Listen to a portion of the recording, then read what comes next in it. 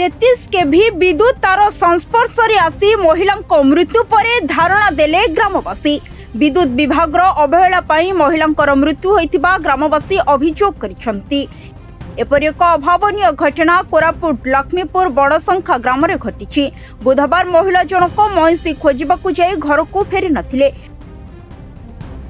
फले परिवार लोके खोजाखोजी करथिले किंतु खोज खबर मिली नथिला।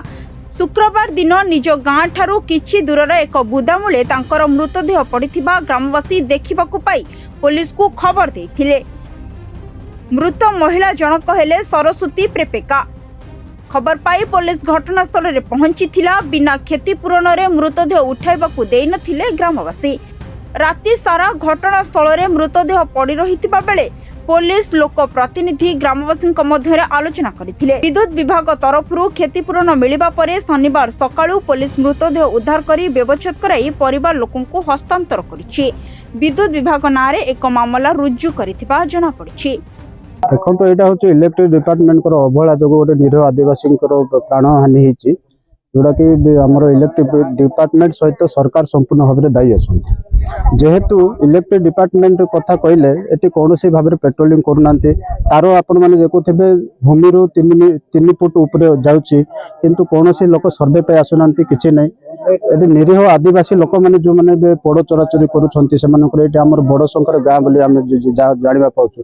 ये आसी मुझे देखुची कौन इलेक्ट्रिकल डिपार्टमेंट लोक ना कि कौन पुलिस प्रशासन उपस्थित ना माने दुर्भाग्यर कथा जोटा कि सरकार आम दाबी करुचु आम अंचल जो गाँवासी परिवार वर्गर सहित आम दाबी करुचु से जो मरी जाती महिला मृत्युवरण फल परिवार को अनुकंपा राशि 50 लाख टका देवाई मो सरकार को अनुरोध करुँ दाबी करुचु। विशेषकर जहाँ अनुधान जना पड़ी विद्युत विभाग चरम अवहेला जो पूर्वर जहाँ स्थानीय लोक कहते 4-5टा गाई गोरु मृत्युवरण कर पूर्वर गोटे झील से पाखापाखि शक होकर मेडिकल ट्रिटमेंट होते गाँ लोक बारंबार आप्लिकेसन देते स्थानांतरित काम कर कारटा ऊपर टेक किंतु डिपार्टमेंट अवहेला जो जन महिला मृत्यु होती जेजेंकर सान आर मृत्यु होती जेहेतु कि आमर बड़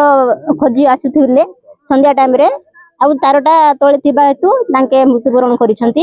आज को मैं 3 वर्ष है तार को रखी इलेक्ट्रिक वाला गोटे गाई मृत्यु है आ गोटे झील तार आंगी गोटे बांगी जाते पर्यंत कहीं से रही क्षतिपूरण देवे कि ना आम सरकार को जनवाटा है।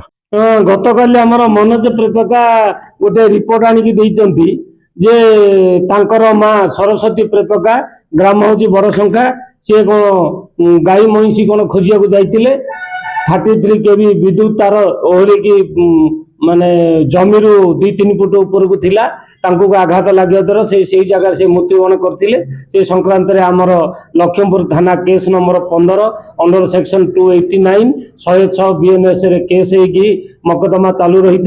लोक मैंने जिद धरिकी बसते शब को रखिकी बसते जे ओपीटीसीएल वाला अवहेला जो मृत्यु है किसी क्षतिपूरण देवाई या भितर आम ओपीटीसीएल वाला को जोगाजोग करूँ। राति प्राय 2:30-3टा बेलू एसडीओ और अन्य कर्मचारी आसिले से लोक सांगे कथबार्ता हो कंपेनसेशन हिसाब से 2 लाख टंका दबा को हिसाब भितर छिड़ा 1.5 लाख टंका से जगार देले 50,000 आसंता 4 तारीख में देवे कहते एवं से माने तुरंत इलेक्ट्रिक तार एवं खुंट को भल भाव में मरामती करी जेपरी आगकू एपरी दुर्घटना जमती न हो से माने प्रतिश्रुति देले।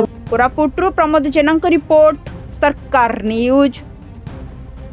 भारत भ्रमण हेला सहज काशीरू काश्मीर पुरीरू दार्जिलिंग चारिधाम हेउ कि हनीमून टूर सब व्यवस्था आम पाखरे सस्ता दाम भल होटेल आरामदायक यात्रा एवं 24x7 सहयोग देवता टूर एंड ट्रैवल्स।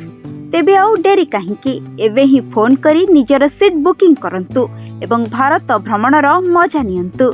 स्क्रीन ने देखा जाउथिबा नंबर रे जोगाजोग करंतु। आम ठिकाना महावीर छक जाजपुर टाउन जाजपुर।